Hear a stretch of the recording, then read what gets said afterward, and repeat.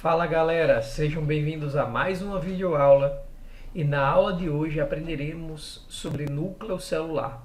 Só fazendo uma pequena revisão dos últimos momentos. Primeiro entramos no estudo de células. Em primeiro momento aprendemos sobre a membrana das células. Depois aprendemos sobre o que há dentro do citoplasma. E agora vamos estudar o núcleo das células eucariontes. Porque só esse tipo de célula é que tem núcleo. Então vamos lá. O núcleo das células normalmente é uma estrutura ovoide, ou seja, um círculo que mais se parece um ovo, pois é achatado nas extremidades. Normalmente esse núcleo, aqui representado, ó, onde é que está meu mouse? Aqui representado, ele guarda o DNA. E o DNA, como vocês já sabem, é a estrutura que fabrica as características de um ser vivo. Dependendo da célula, a célula ela pode ser anucleada, ou seja, sem núcleo, ou melhor, ela perde o núcleo à medida que se desenvolve. É o exemplo das células vermelhas. Ela pode ter ela pode ser um tipo de célula onde ela tem mais de um núcleo. Aqui nós temos a célula de Aqui temos uma célula de um protozoário, um paramécio. Então tem um núcleo aqui em cima e tem um núcleo bem pequenininho aqui embaixo, tá? Tem células que têm mais de um núcleo. Essas células elas são chamadas de multinucleadas ou polinucleadas. É o caso desse paramécio. E algumas células do nosso músculo. Pode ver aqui, ó, que tem essa célula aqui, tem um núcleo, tem essa que tem outro núcleo e assim por diante. Os núcleos eles também podem ter formas diferentes. Olha aqui a célula da seda da mariposa. O núcleo dela não é circular, não é ovoide. Tem uma forma amorfa, sem forma. Olha o núcleo, por exemplo, de células brancas. Então, o núcleo varia de célula para célula e a quantidade também. Então, do que é feito o núcleo? Como vocês já sabem, o núcleo guarda o DNA. Vou ampliar aqui a imagem para que a gente possa ver do que é feito o núcleo. Está aqui o núcleo da célula e a primeira estrutura que compõe o núcleo da célula é o que a gente chama de membrana nuclear ou também chamado de carioteca. Essa parte que eu estou circulando aqui é como se fosse uma membrana que reveste o núcleo. O nome dessa membrana é chamado de carioteca. Tá?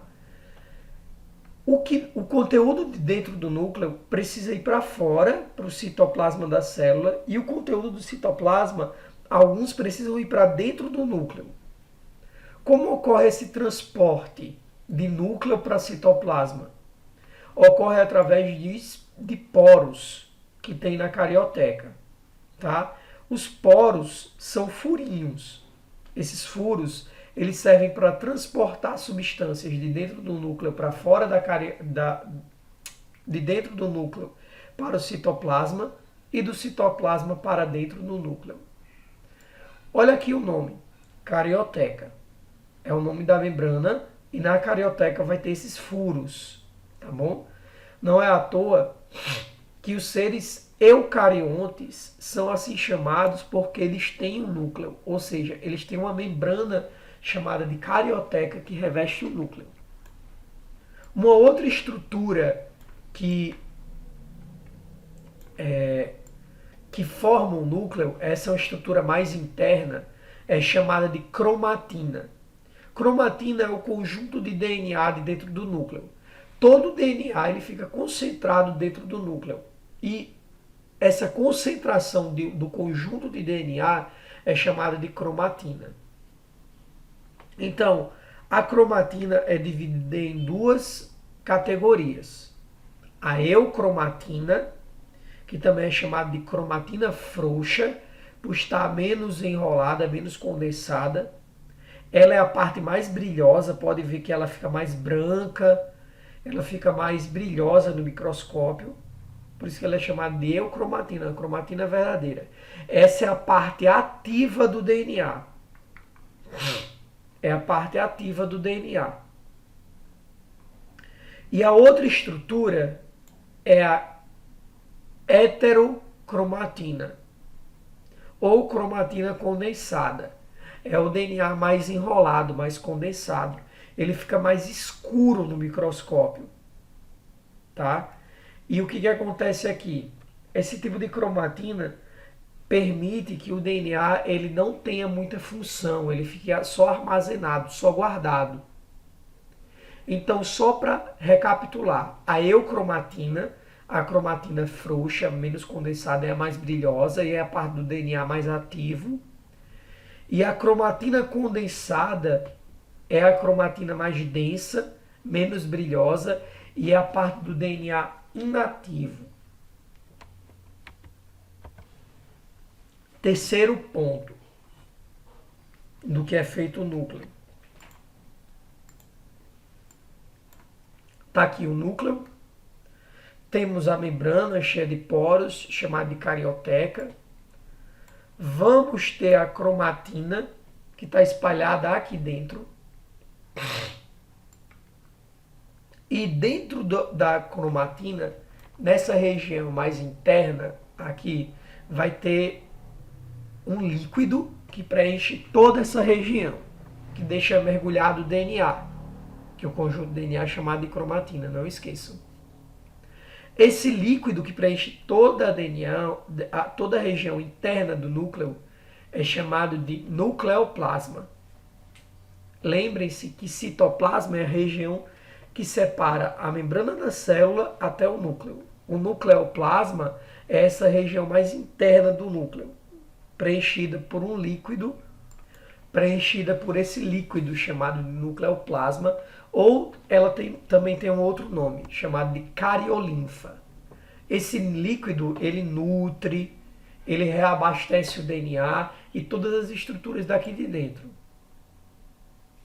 Além disso, o núcleo, ele vai ter uma região mais escura, além da heterocromatina, e mais concentrada. Essa região aqui, mais escura e mais concentrada, é chamado de nucléolo. O nucléolo é o, digamos assim, é o núcleo do núcleo. É a região onde se encontra o RNA ribossômico. Ou seja, é uma região em que vai nascer os ribossomos. Um tipo de RNA especial é criado aqui. Ele migra para fora do núcleo e ele vai dar origem a esses ribossomos. Como vocês sabem, na última aula, vocês aprenderam que o ribossomo é a região onde vai fabricar proteínas. Então, onde nascem os ribossomos é aqui no núcleo. No núcleo do núcleo, podemos assim referir. Vocês podem pausar o vídeo e copiar as informações aqui do slide.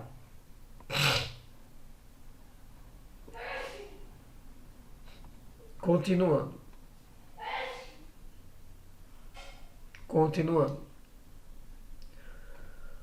Nós, seres humanos, temos 46 cromossomos. Ou melhor, 46 fitas de DNA dentro do nosso núcleo, de cada célula. Agora vocês imaginem como cabe tanta fita de DNA, tanta informação dentro de um núcleo tão pequeno. É porque a fita de DNA, normalmente, cada fita de DNA ela pode medir 1,5 m. Só que ela é muito fina. Então, essa fita de DNA, ela pega essas proteínas, chamadas de histona, essas bolinhas aqui vermelhas, e o DNA é enrolado nessas proteínas. É enrolado, enrolado, enrolado, e ele fica bem condensado. De 1,5 m vira 30 nanômetros. Então, o DNA enrolado com essas proteínas chamadas de histona, elas são chamadas de cromossomos. Então, toda vez que alguém falar de cromossomo, vocês lembrem que é um DNA enrolado que fica dentro do núcleo. É apenas uma fita de DNA enrolada que fica dentro do núcleo com essas proteínas histonas, que são essas bolinhas. O DNA é como se fosse uma linha e as histonas é como se fosse esse carretel que enrola essa linha. Tá? Aqui temos um DNA enrolado, ou seja, um cromossomo. Tá bom? Aqui desse outro lado temos a cópia dele. A metade disso daqui, parecendo um X, é um cromossomo e a outra metade é outro cromossomo, que a gente vai ver lá na frente como ele é chamado. Uma célula, ela pode estar em duas etapas da vida dela. A primeira etapa é chamada de interfase. Na interfase é o período que a célula não está se multiplicando. A célula está fazendo as suas atividades comuns. Tá? Nesse período, os indivíduos as células estão fazendo suas atividades comuns, digerindo um alimento, fazendo contração muscular, captando a luz do dia. Então estão fazendo suas funções. O outro período é chamado de divisão celular, que é dividido em mitose e meiose. Esse é o período em que as células elas se dividem. De uma célula vai se tornar duas, de duas vai virar quatro, e assim por diante.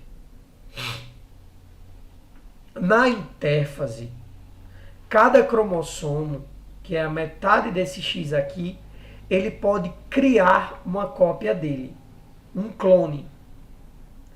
Esse outro braço que a gente tem no cromossomo, aqui ó, certo? É chamado de cromátide irmã. Ou seja, na interfase, período que a célula não está se dividindo, ela pode criar um clone do DNA.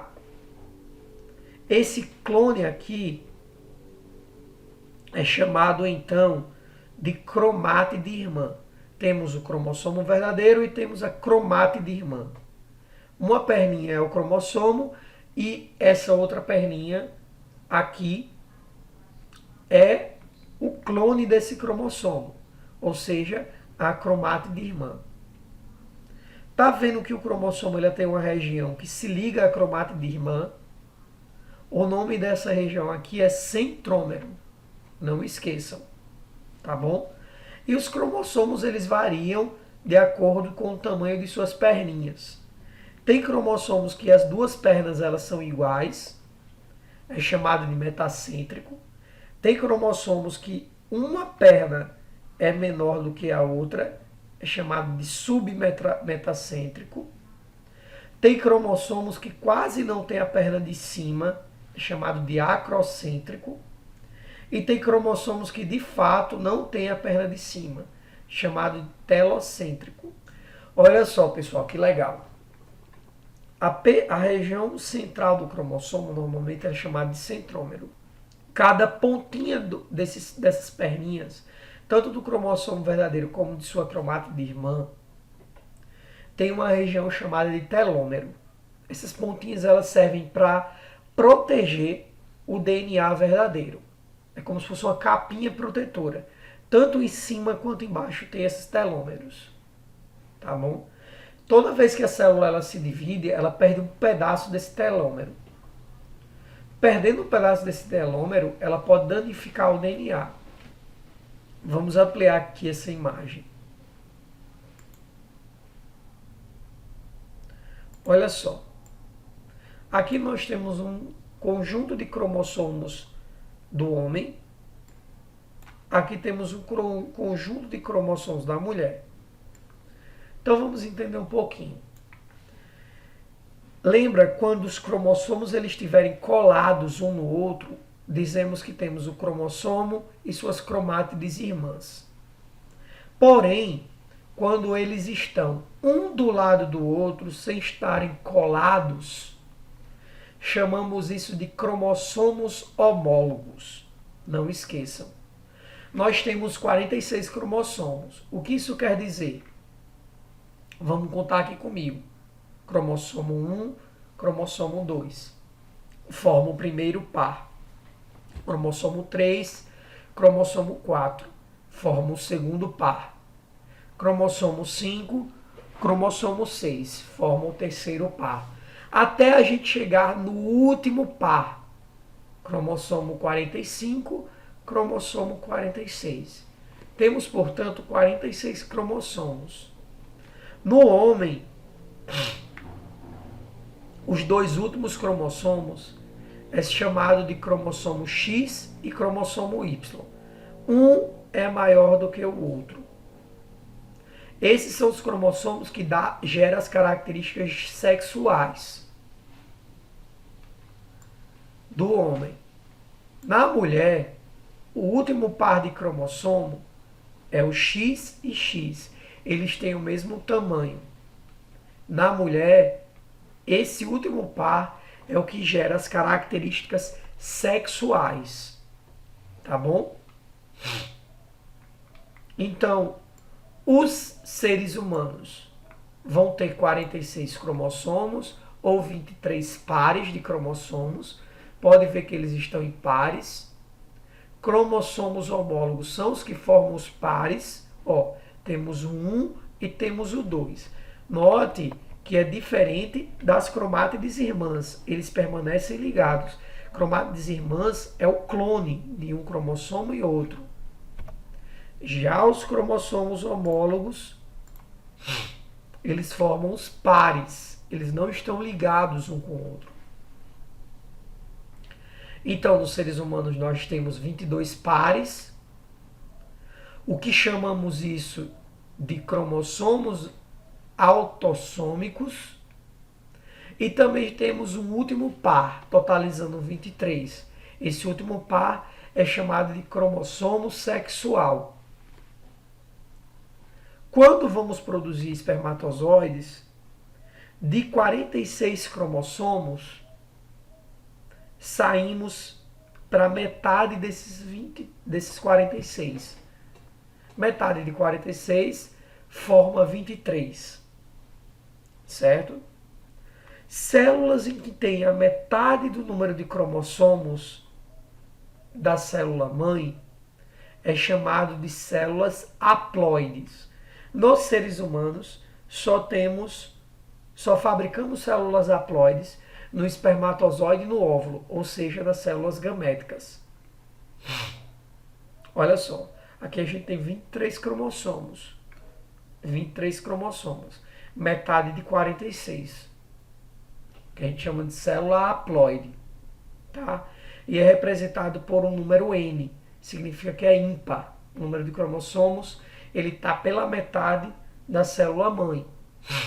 Já os cromossomos que têm seus pares formados, seus cromossomos homólogos, chamamos de células diploides. Di2. Significa que estão em pares.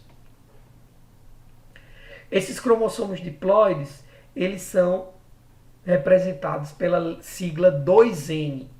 2 significa di. O N, o número dos pares. Por exemplo, a gente tem aqui, vou colocar a caneta só para exemplificar. Por exemplo, nós temos dois pares de 23 cromossomos. No caso, o N é representado pelo número de pares. Tá? Totalizando quantos cromossomos? 2 vezes 23, 46. Então, nós somos seres diploides com 46 cromossomos.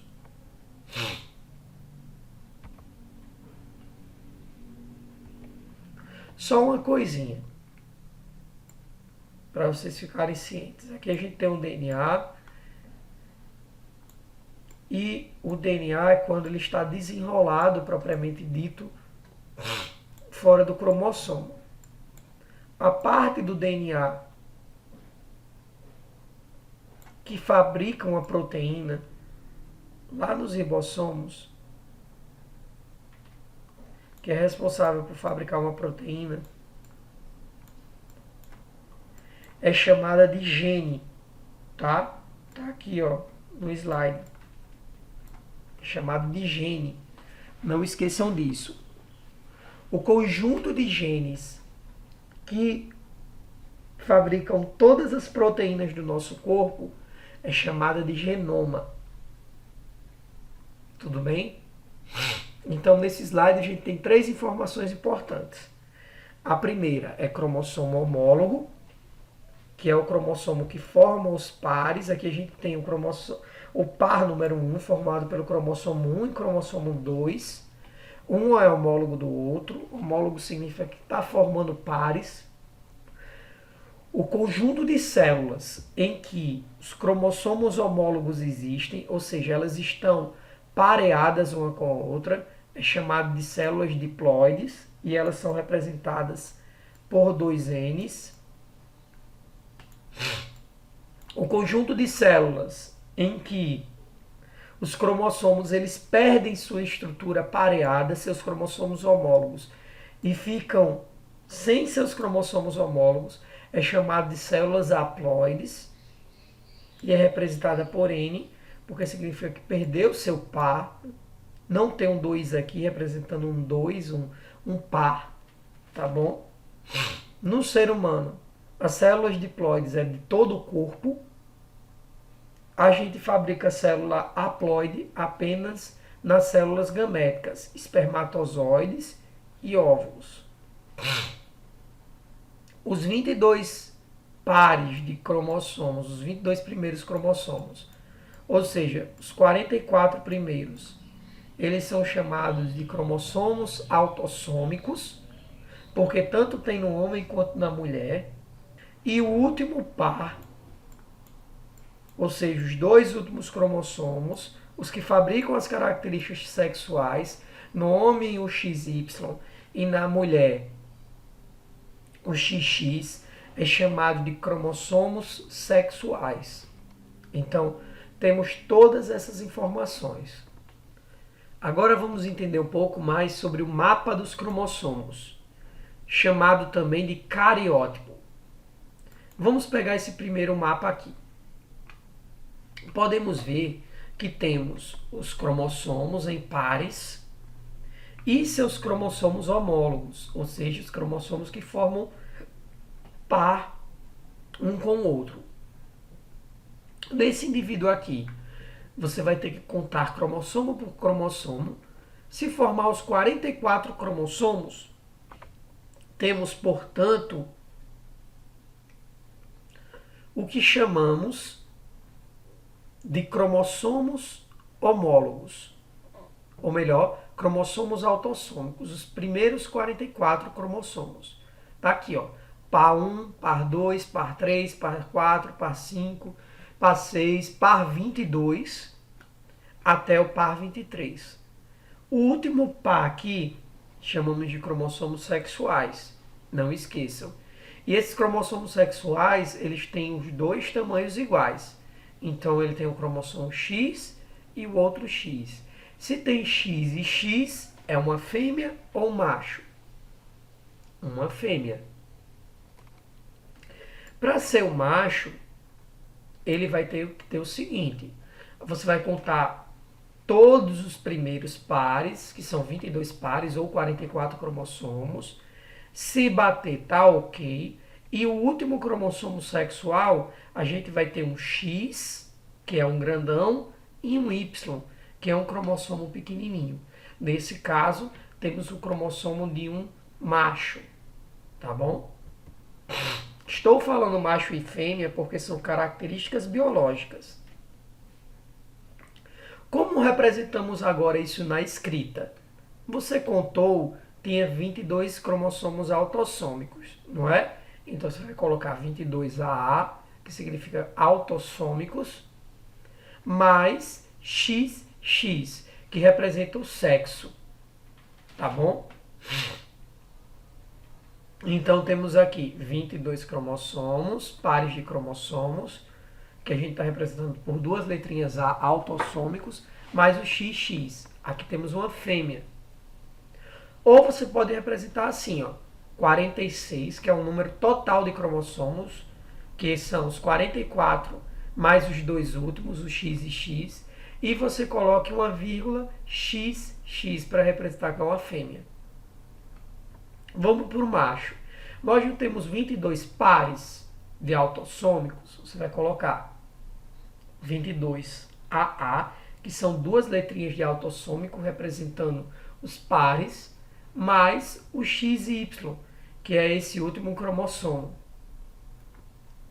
Então assim a gente finaliza os 46. 22 pares é 44, mais um X e um Y, 46. Temos, portanto, um macho. Aqui agora temos outra forma que você pode representar. Você pode representar que ele tem 46 cromossomos normais e um cromossomo X e um cromossomo Y. Agora vamos entender algumas síndromes. Vou pegar um por um. O primeiro, temos o seguinte cariótipo. Você vai contar tudo direitinho, não é?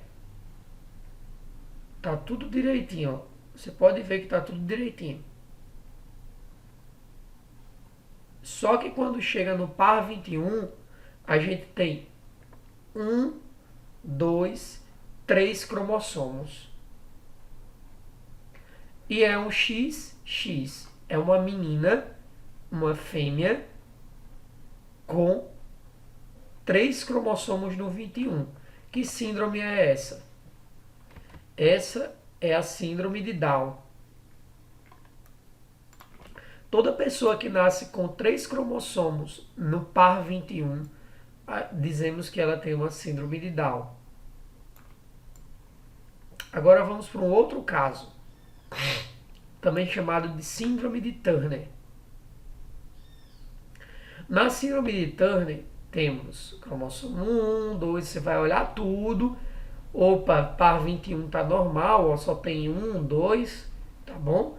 Ó, sempre olha assim, ó. 1, 2, tá ok. Primeiro par. 1, 2, tá ok. 1, 2. Então, cada número desse tem que ter 2 cromossomos, tem que ter um par. Se tiver, como aqui, ó, 3, significa que tem uma síndrome. No caso, 3 pares de cromossomo no 21, 3 cromossomos no par 21, temos a síndrome de Down. Nesse outro caso aqui, temos, vamos lá, tá tudo normal. Só que quando chega no cromossomo sexual X, temos apenas um X. Isso daqui é a síndrome de Turner. Era para essa menina ela ter 2 cromossomos X, mas ela só tem apenas um. Então temos a síndrome de Turner. Vamos a um outro caso chamado de síndrome de Klinefelter, tá? Desse menino aqui. Temos aqui, ó, 1, 2, 3, 4, tá tudo normal, todo mundo com seus pares, ó. Quando você chega no último cromossomo sexual, a gente tem um cromossomo X, outro X e um Y. Ou seja, tem um cromossomo a mais.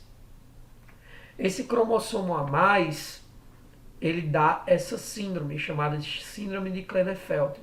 O menino, ele tem mamas, ele tem uma cintura alargada, tá? Ele tem um pouco de retardamento mental, ele tem os testículos atrofiados. Então, quando tem um X a mais, além do Y, né? Ele é XY, então é um macho. Só que ele tem um X a mais, então é o que a gente chama de síndrome de Klinefelter, tá? E é representado naquele esquema, ele vai ter um total de 47 cromossomos e ele tem um cromossomo X, XY, ele tem um X a mais. Tudo bem?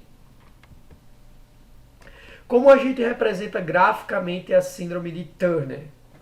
Deixa eu ver se eu coloquei aqui. Não coloquei. Como é que a gente representa graficamente a síndrome de Turner? Representa assim, ó. Um espaço aqui para desenhar.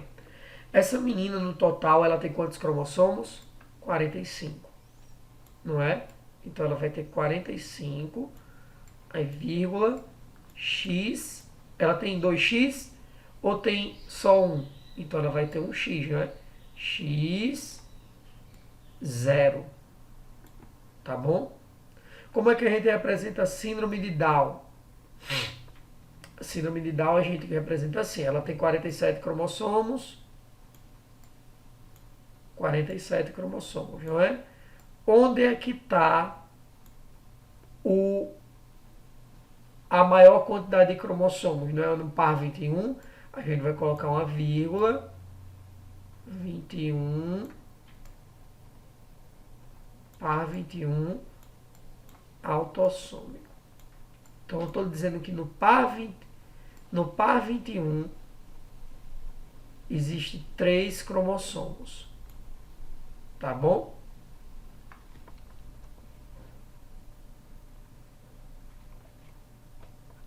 E eu coloco assim, ó, 3 azinhos, mostrando que tem 3 cromossomos.